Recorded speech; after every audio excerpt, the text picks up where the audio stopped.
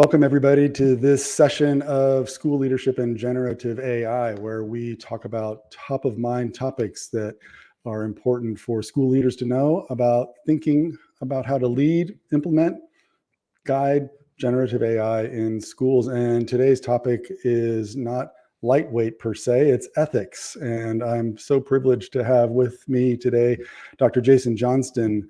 Welcome, Jason. Thank you for joining. Hey, thanks for having me. I love to be here, so appreciate it.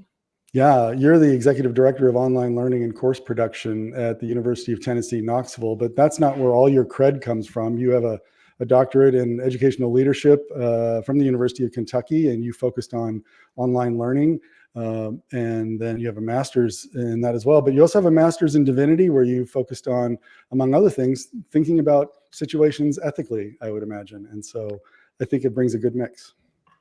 Yeah, it is kind of I guess kind of an interesting background. I never realized I would be at this place talking about AI and education with all the kind of different educational experiences I've had in the past. But I don't know, somehow it works. Yeah.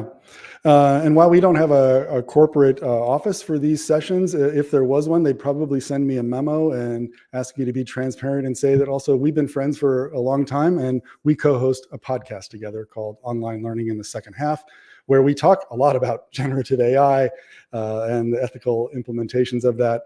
And so if folks are interested, they can, of course, go to onlinelearningpodcast.com and check that out. But more to the point, let's talk a little bit about our topic today. First, Jason, I'm wondering, people are thinking about whether or not they need to have guidelines in their school. States are coming out with guidelines. Do you think there's a relationship between having guidelines and being able to act ethically with generative AI? Yeah, and I'm glad people are asking the question, because that's a good place to start with, right? I think that so often we just use something technology-wise. We don't think about whether or not it's something we should be using or how we should be using it. So I think it's a good question to ask. I think guidelines are ethical questions, and I hope that even after this short conversations, that as people see guidelines, they can start to think about what does this mean ethically in these situations. When we think about ethics, in very short, without getting into everything, we're really kind of talking about moral decision making. And sometimes these morals come from our own ideas, our own personal beliefs. Sometimes these morals come from what we believe as a group or as an entity or as an institution or as one that is guided by other guidelines in ethics, like if you're part of a university or part of federal funding or not part of federal funding, and so on. So there's lots of different ways you can look at things, but I think on the front end, a guideline typically has some ethical guidelines to them, or moral decision making. And as we think about that, I'm wondering, this question's come up before with us, is do ethics need to be universal? And I'm wondering if there are, like you're saying, there might be a community feeling around how we want to behave and act in the presence of generative AI in a school, but also that might shift with various teachers in their classrooms. Yeah. And I think sometimes we get kind of caught up in some of these universal ethics, thinking about what do we all need to agree upon. And there's probably certain things that most of us are frankly going to agree upon. We may not know why. Things like being fair and being kind and being, thinking about in education, having like full access for people. Some of these are kind of passed down to us. Some of these, I think, are just the nature of the kind of people that you get working in education. And so I think that sometimes we get caught up in having to agree upon universal ethics, whereas a lot of times we can get a little more specific and we can say, we may not agree on everything universally, but as a community or as a department or as a course, we can think about what it means to act ethically among ourselves. And I think that's where it really gets important anyways. I think when you and I were talking a little bit before this session, we were wondering about some of these universals a bit. One of them was this idea that if our goal in part is forming the student writ large, then Yeah. some universals might be beneficial and that don't have anything to do with generative AI. Is that something that resonates with you? Yeah, I think so. And I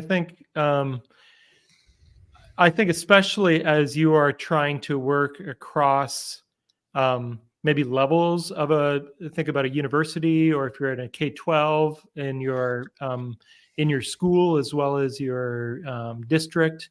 I think there are probably some universals that would be really beneficial, even universals around AI, to think about some really big picture universals. Usually, you don't want to get too specific on that universal level because you don't want to squash innovation. You don't want to make it so restrictive that people can't use AI in ways that they think are beneficial. Mhm. Mhm. For the students within their specific contexts. But I Mhm. think at some of these big universal like levels, I think it would be helpful to think about how could we use this in a way that, for instance, a universal might be, how can we use this in a way that we're ensuring that all of our students have equal access to the abilities of AI? Might be a Mhm. universal. Mhm.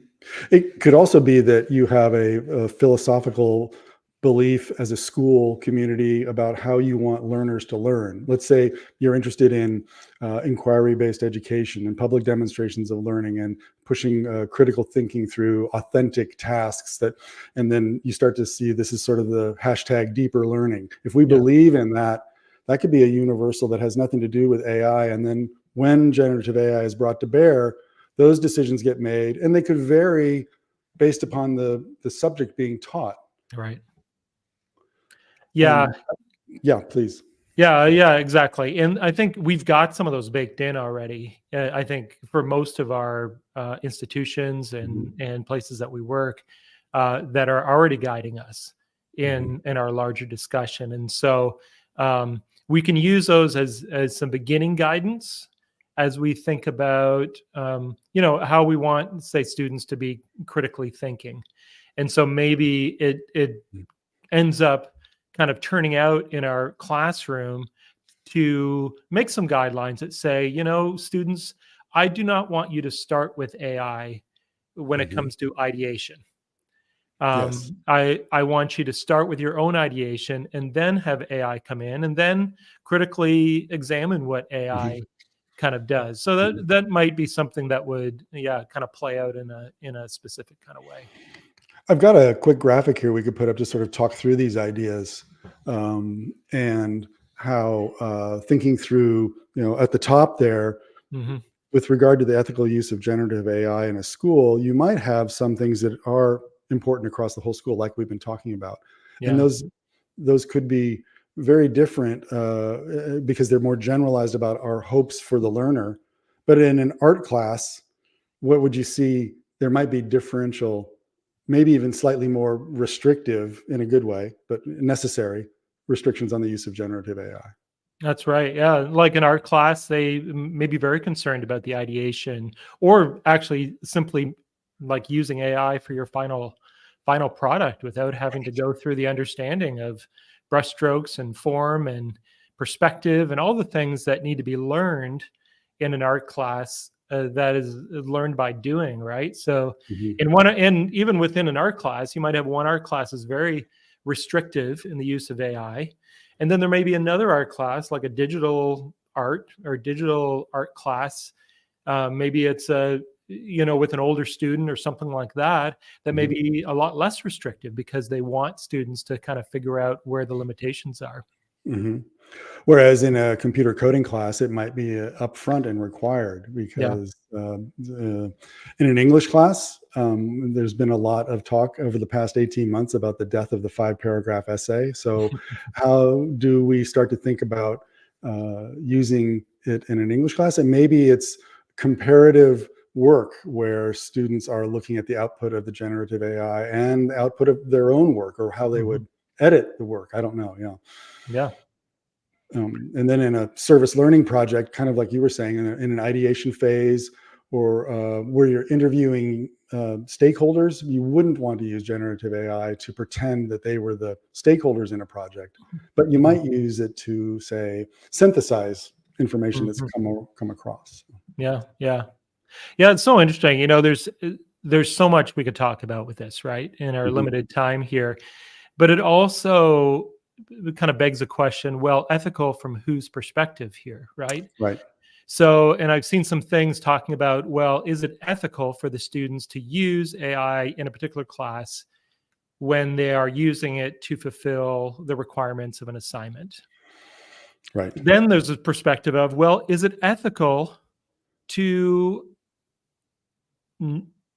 to make it so students can't use AI in their classroom, in the class, when you know that they're going into a world that is using AI, and we are not preparing them well or preparing them adequately for a world that is rife with people using AI to as part of their day-to-day work. So I mean, there's so many different perspectives of and this is where I think from a there's this one kind of branch of ethics that talks about care ethics, and this Yeah. is where and I love all your design thinking side of things comes to this idea of empathy and thinking about who it is that we're doing these ethics for. Are they for us as administrators and as teachers, or are we crafting these ethics thinking about the students themselves, about their learning, about what their perspective is in all of this? I think it's forced a lot of educators to start to think about how hard and fast they want to be, or how rigid they want to be with their 2017, 2018 sensibilities. This question's come up that we were going to maybe talk about, but if you have not set guidelines in your class for the use of generative AI and your students use it, are they cheating? Right. Well, it's the classic academic response. It depends, doesn't it?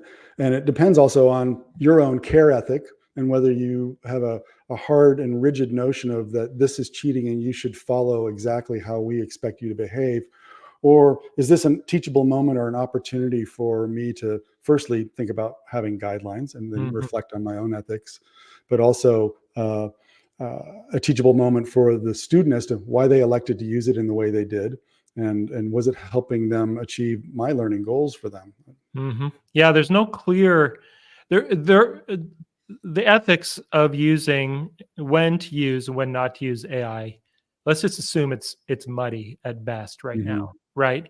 And so if you have a clear idea in your head as an administrator or as a teacher, then you need to express that idea within your classroom if you expect others to follow that idea, because what might be obvious to you is clearly not going to be obvious to your students, because they may have a very different idea of their own personal ethics of what this means.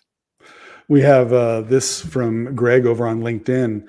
Watching the live broadcast, he wonders, is it ethical to prevent students from examining the full scope of ideas from the outset and limit them by preventing them from using AI from the inception of ideation? What do you think about that? I mean, I think it kind of comes back to this, contextual ethics. I think it kind of depends on your classroom. I will say that maybe one of the more universal ethics that we might back up into a little bit is transparency. Is it, while it may not be, it may be ethical for, it may or may not be unethical here, but I think maybe we want to talk about what the transparency looks like for students to use AI in ideation versus this kind of whether or not it falls into an ethical kind of boundary. I've thought about this because I teach human-centered design and design thinking. Talked about it with students today, and I think I've decided my moral boundaries are around this. I prefer that students begin to think about ideation firstly amongst themselves and their human group, the team, the human intelligence, and when they've exhausted, where they think they've hit a point of exhaustion, they might put those ideas into a generative AI tool and then have it extend those ideas to see if there's anything new. But I don't think it's correct for them as they learn this process to, for instance, substitute user interviews, stakeholder interviews with an AI. I don't think it's good for them to be thinking about the brainstorming. I think it could help with prototyping once they really nailed what the feelings are for the users and what those needs are.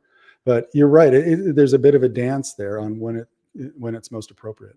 Yeah, it's a great question, though. Yeah.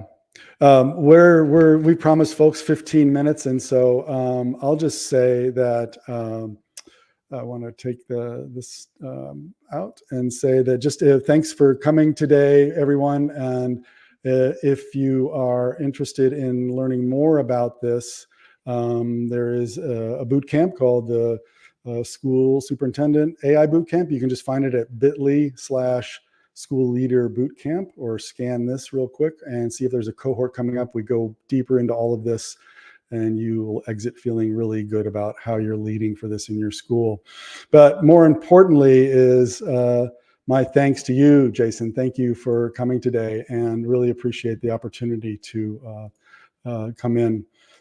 Hey, and we're just going to get one more from Greg. In business, we are doing the ideation process the other way. We ask employees to first brainstorm on AI and then come to our brainstorming sessions with ideas. Fascinating. And that could work. I don't think there's necessarily, you're not breaking a big moral rule here, but my preference is say, let's start. I think there's also, if you have novice designers, it could be a good Kickstarter for them to think about how to think broadly about ideas. So yeah, I don't think there's a right and wrong in this. I think it is depending on as you are leading as an administrator, as a teacher. I think it depends on what your expectations are, I guess, within your own community and what you think is best. Yeah. Well, wonderful. Well, thanks. And Greg, thanks for your questions. It was not too many questions. We appreciate it. And to everyone out there, stay tuned. This will be archived on YouTube with all the show notes and any links that we discussed. And you can find more information there. For now, thanks, and everyone take care. Thanks, John.